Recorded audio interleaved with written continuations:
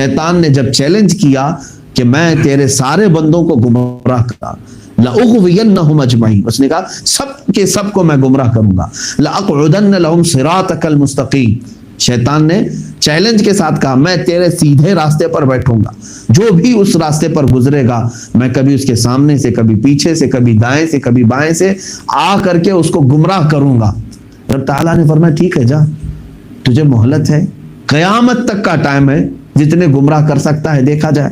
لیکن شیطان نے اس وقت اللہ سے کیا کہا جانتے ہو؟ رب تعالیٰ سے اس نے یہ بھی کہا اِلَّا عِبَادَكَ مِنْهُمُ الْمُخْلَصِينَ، مگر مولا تیرے جو مخلص بندے، پیوریٹی جن کے اندر ہے، خالص تیرے لیے جیتے ہیں، ان پر میرا داؤ نہیں چل سکے گا۔ اور اللہ تعالیٰ نے بھی فرمایا اِنَّ عِبَادِي لَيْسَ لَكَ عَلَيْهِمْ سُلْطَان، اے مردود سن، میرے کچھ بندے ہوں گے جن پر تیرا کوئی داؤ حملہ نہیں چل سکے گا۔ اے رب ذوالجلال ان بندوں میں ہمارا شمار فرما۔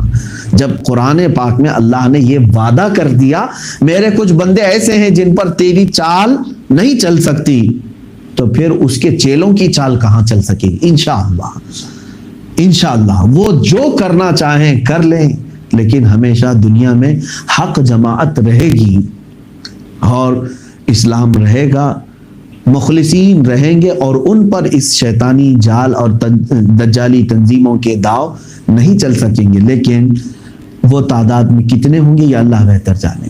کہیں ایسا نہ ہو کہ اے میرے عزیزوں آج تعداد میں آپ کثرت سے ہیں، ہر جگہ پر کروڑوں کی تعداد میں آپ نظر آتے ہیں، لیکن ان کروڑوں میں کہیں ایسا نہ ہو کہ لاکھوں کی تعداد شیطانی پجاریوں کے ساتھ ہو جائے اور چند لوگ مٹھی بھر اللہ کے مخلصین بندوں میں آ جائے۔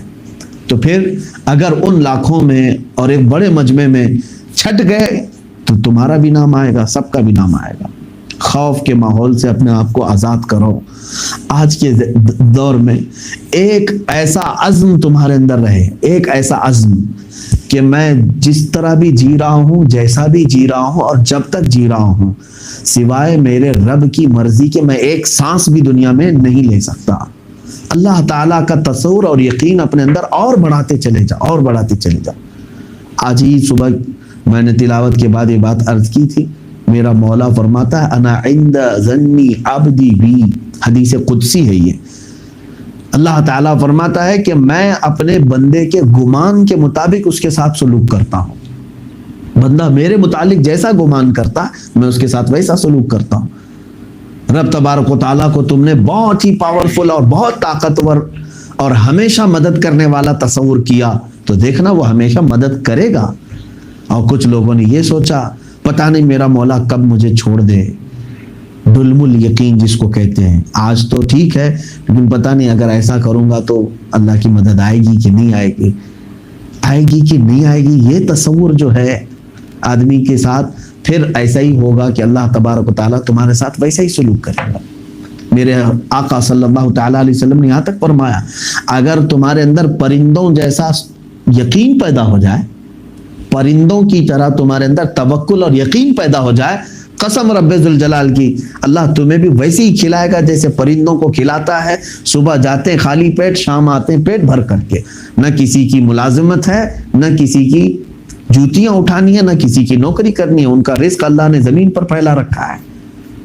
اور حضور صلی اللہ علیہ وسلم نے فرمایا اگر تمہارے اندر ویسا یقین ہے، کیونکہ پرندہ جتنا کھایا کھا لیا اس کے بعد گھونسلے میں کوئی چیز نہیں لے کے جا رہا ہے، اور فقط ایک تار پہ بیٹھ کر کے پوری رات گزار لیتا ہے، اور اسے کبھی یہ نہیں لگتا کہ میں گر کے مروں گا، کیونکہ اس کا یقین ہوتا ہے پرندے کا میری آنکھ لگے تو میرا مولا مجھے بچا رہا ہے۔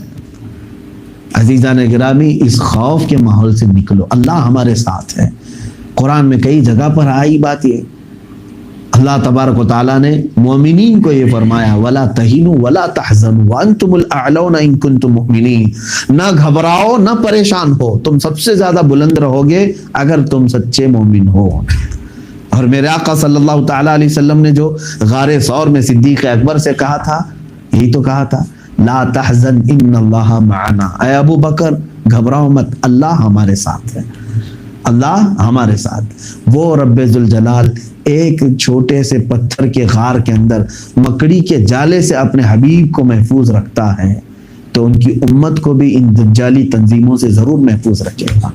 وہ جملہ تمہارے اوپر بھی زبان پر بھی تو آ جائے، تمہاری زبانوں پر بھی تو آ جائے، جس طرح میرے مصطفیٰ کریم صلی اللہ علیہ وسلم نے غار میں بیٹھ کر کے ان کفار و مشرکین دشمنوں کے پیروں کو تک دیکھ لیا کہ یہاں تک آ چکے ہیں گرفتار کرنے کے لیے، اس وقت بھی میرے مصطفیٰ نے کیا فرمایا؟ نہ گھبراؤ، اللہ ہمارے ساتھ ہے۔ آج ہماری گردن پر یہ پہنچ بھی گئے ہوں، آج اگر خوف کے ماحول میں ہمیں ختم کرنے کی پورے پلاننگ ہو گئی، تب بھی میرے عزیزو ڈٹ کر کے یہ کہو لا تحزن ان اللہ معنا، مت گھبراؤ، اللہ ہمارے ساتھ ہے۔ لیکن تمہارا عمل بھی یہ کہنا چاہیے کہ تم جو کہہ رہے ہو وہ اتنا یقین کے ساتھ کہہ رہے ہو، ایسا نہیں کہ باہر چوراہے پر کٹے پر کھیلتے ہوئے بیٹھے تاش کے پتے اور پولیس آئے تو پھر یہ کہو کہ اللہ ہمارے ساتھ ہے۔ اللہ تمہارے ساتھ ہے، یقیناً ہمارے ساتھ ہے، وَهُوَ مَعَكُمْ أَيْنَمَا كُنْتُمْ، اس نے قرآن میں فرمایا تم جہاں بھی رہو وہ تمہارے ساتھ ہے۔ اور ایک آیت میں اللہ فرماتے ہیں نحن اقرب الیہ من حبل الورید، تمہاری شہ رگ سے زیادہ ہم تم سے قریب ہیں۔ اور سرکار دو عالم صلی اللہ تعالی علیہ وسلم کے صحابہ حضور کے پاس آئے، کہنے لگے اے اللہ کے رسول ہمارا خدا ہے کہاں، ہے کہاں؟ سوال یہ بھی تھا صحابہ کا۔ اللہ تعالیٰ نے آیت نازل فرمائی، اللہ تبارک و تعالیٰ نے فرمایا وَإِذَا سَأَلَكَ عِبَادِي عَنِّي فَإِنِّي قَرِيبٌ، اے محبوب جب میرے بندے میرے بارے میں آپ سے سوال کریں کہ میں کہاں ہوں تو ان سے کہنا بہت قریب ہوں، ادعونی استجب لکم، مجھے پکارو میں فوراً جواب دوں گا۔